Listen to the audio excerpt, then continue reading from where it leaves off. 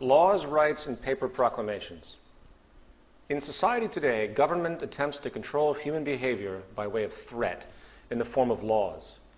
Little regard is given to the reasoning behind causes for these so-called criminal acts or socially offensive acts.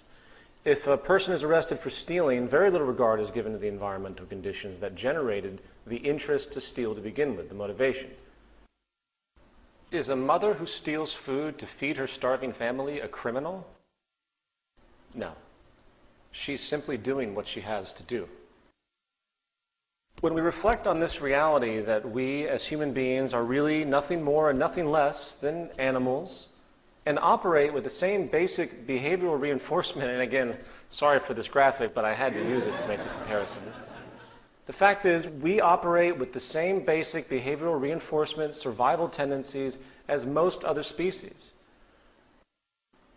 We see then that it is illogical and irresponsible to consider any human behavior outside of the realm of the social condition. In the early 90s, a study was done called the Merva-Fowles study, which found that a 1% rise in unemployment in major U.S. cities resulted in a relatively substantial increase in crime. This shows how so-called criminal behavior is directly related to the socioeconomic circumstances. It should be no surprise that the great majority of people in prisons come from deprived socioeconomic positions. Society is producing the behavior, particularly scarcity if you pay attention. And year after year, the number of people in prison rises, along with the number of laws on the books. Therefore, obviously something isn't working, right? Something is not working. Something is wrong. If society was progressively managed with the intent of collective human well-being, then we should be seeing a constant decrease in crime and prison populations, a decrease in laws. In fact, the goal of a productive, stabilizing society would be the intent to eliminate the need for prisons, police, and everything we have just mentioned altogether.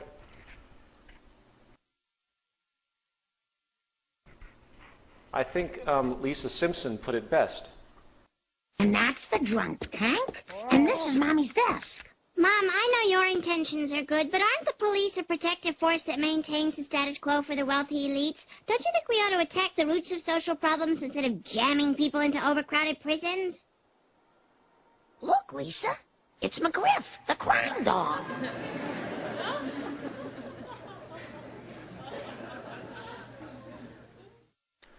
This brings us to the concept of security now. Since 9/11, security measures across the world have gone berserk with irrationality. The public at large, especially in America, is now neurotically obsessed with security. The solution to violent human behavior is evidently more police, more cameras, and less freedom and liberty. I hate to break it to everybody, but if somebody really wants to kill you, or blow up an airplane, blow up a shopping mall, or do anything they want, essentially, in the form of violence, release toxic gas in the subway, they will find a way to do it. No form of security will ever stop that. Therefore, the logic is wrong. It is impossible, and the whole basis of security as we know it is the absolute reverse of the application that's required to solve these types of issues. True security comes from solving social problems, addressing the environment and reasons, or the neuroses and distortion of the human being. Disparity is obviously growing. Now, why am I bringing this up? There is some research that's been done by a few parties, one being Richard Wilkinson of the University of Nottingham in the UK, which has shown a strong correlation between crime and income inequality. Not absolute income, but inequality itself. It's psychological. For example, in the United States, which has the largest income gap in the world, I wonder why of course we're also the wealthiest in the world. I wonder why we have the largest prison population in the world. Why is there so much distortion? It's possibly because of this tremendous economic stratification. Here is a chart showing the growing disparity divided into the upper and lower classes. While the lower classes stay poor on average, the gap between them and the upper and middle classes continues to grow extensively.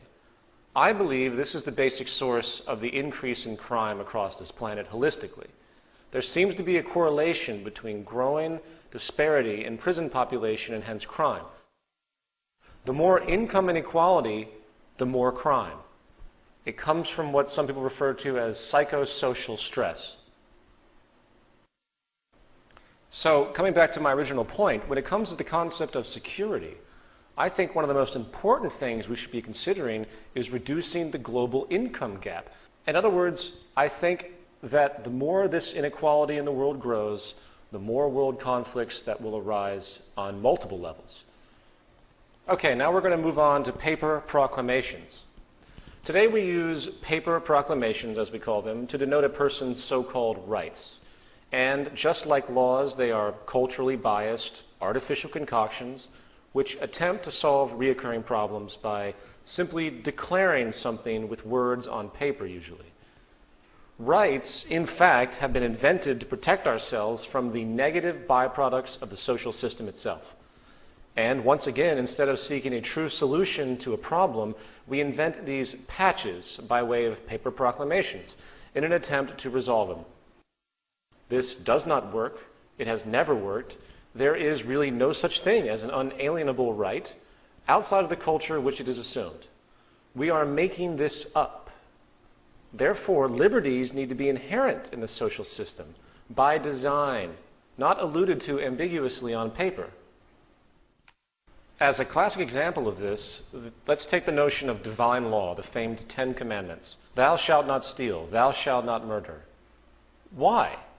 These are surface notion cop-outs created by men who didn't have any real information, who did not understand that we live in a cause and effect reality. Telling people this does virtually nothing, as history has proven. Morality is an empty idea that has no empirical referent. An intelligent commandment would be something like, thou shalt continually reorient thyself and society to reduce reactionary propensities that lead to aberrated consequences such as stealing and murder. That would be a gentleman's statement.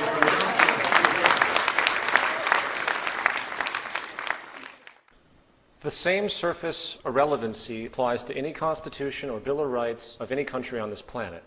In the Bill of Rights of the United States, there is an attempt to secure certain freedoms and protections by way, again, of mere text on paper. Now, while I understand the value of this document and the temporal brilliance of it in the context of the period of its creation, that does not excuse the fact that it is a product of social inefficiency and nothing more. In other words, declarations of laws and rights are actually an acknowledgement of failures of the social design.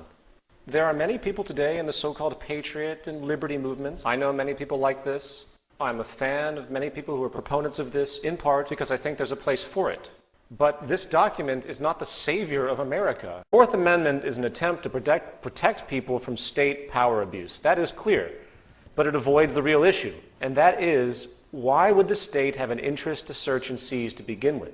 How do you remove the mechanisms that generate such behavior? We need to focus on the real cause. Now, to be clear again, I'm not saying that laws, rights, and the like are not needed at this time. They certainly are. But we need to hone our focus to resolving the actual problem. And by the way, for all the nationalists out there, I am not attacking the U.S. Constitution once again. However, it is not the answer. And it's naive to think that this document really has that much relevance. Again, I am a fan of people like Ron Paul and Dennis Kucinich. I believe there's a place for the work that they do. But it's not the answer. The history of America is just like the history of any other country on this planet. It is a history of deception, fraud, and corruption. There is nothing to return to, for the integrity was never there to begin with. We must move forward, not backwards.